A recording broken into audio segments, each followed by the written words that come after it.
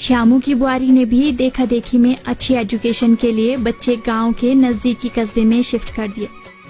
अब वो देखा देखी में श्यामू से जिद करने लग गई कि स्कूटी ला दो।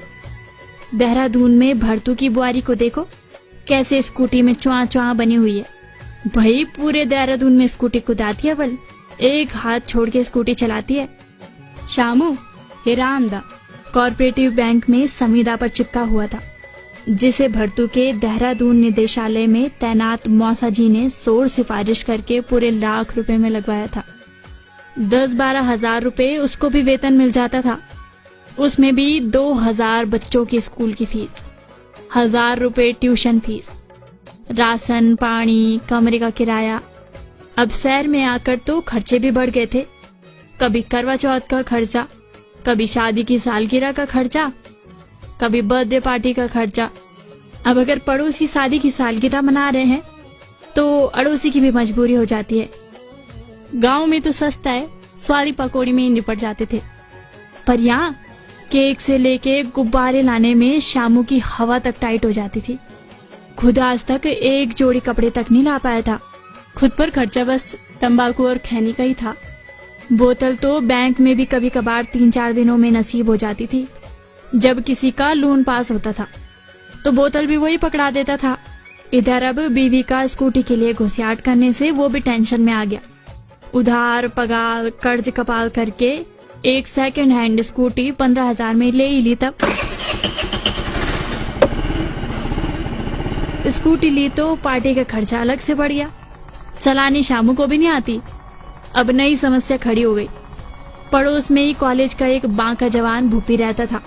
बीवी ने उसको सिखाने के लिए कहा तो वो चट तैयार हो गया।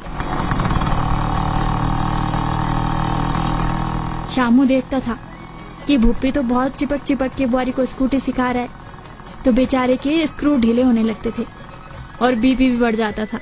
कभी कभी तो उसका मन अनायास ऐसी कल्पनाएं करने लग जाता था कि कहीं भूपी मेरी बुआरी की बुक्की न ले ले, क्योंकि वो आए दिन अखबार में ऐसे कई सारे किस्से पढ़ता रहता था कि फलाना सिंह की बुआरी फरार। पर मजबूरी भी थी, बुआरी को स्कूटी जो सिखानी थी। बेचारा करता भी तो क्या करता। हालांकि बीवी पे तो भरोसा था, पर आजकल के रोमियो का क्या, वो तो इन लम्हों के इंतजार में रहते हैं। खैर बीवी का थोड़ा बहुत हाथ साफ हो गया।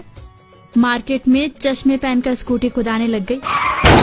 अचानक एक दिन मारुति वाला स्कूटी ठोककर रफू चक्कर हो गया।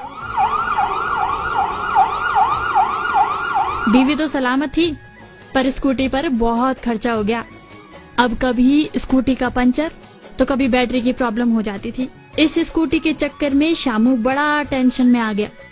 नई सरकारें आ गई तो संविदा वालों को हटा दिया गया। श्यामू की नौकरी भी चली गई। अब श्यामू का मन तो कर रहा था कि सांगड़े मारने की दवाई खा के दुनिया को टाटा बाय बाय कह जाए, सस्ती और टिकाऊ। पर बच्चों का ख्याल आ गया। गांव में अपने इष्ट देवता नरसिंह भैरव के थान में आया और प्रार्थना करने लग गया, हे भगवान इस मुसीबत से पार लगा दे, मैं अगले सावन में तेरी पूजा करूंगा। अगले ही दिन श्यामू अपने कस्बे में लौटा और बोरी बिस्तरा पैक किया और गांव लौट आया।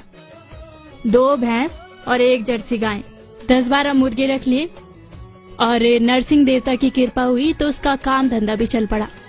श्यामू गाय भैंस की अच्छी देखभाल करता था। गांव का बाजार भी नजदीकी था। अब श्यामू की बुआरी स्कूटी में दोनों बच्चों को स्कूल छोड़ने जाती थी और साथ में 30 लीटर दूध और कुछ सब्जी भी ले जाती थी। और श्यामू, अरे उसकी तो निकल पड़ी। संविदा से ज्यादा तो वो घर में कमा रहा है। नरसिंह देवता की पूजा भी लगा दी, उनको धन्यवाद भी दे दिया और सुबह शाम दूध मक्खन घी दही हरी भुज्जी मंडवे की रोटी खाकर टेंशन मुक्त जीवन जी रहा है।